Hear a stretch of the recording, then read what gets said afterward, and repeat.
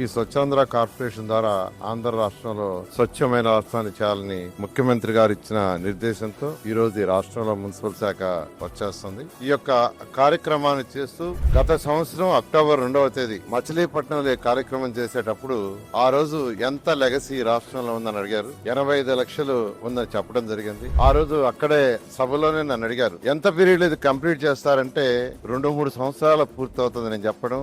అక్కడికక్కడే ఆదేశించారు, కాదు నాకు 1 year లో కంప్లీట్ చేయాలి, 2025 అక్టోబర్ 2కి పూర్తి చేయాలని వారు ఆదేశించారు. వారి ఆదేశం ప్రకారం ఈ రోజు ఈ మున్సిపల్ శాఖలో కానీ ఉన్న అందరూ ప్రతి ఒక్కరు కష్టపడి అక్టోబర్ 2వ తేదీ కంటే 15 రోజుల ముందు కంప్లీట్ చేసిన సార్ ఈ యొక్క 85 లక్షల టన్నుల్ని.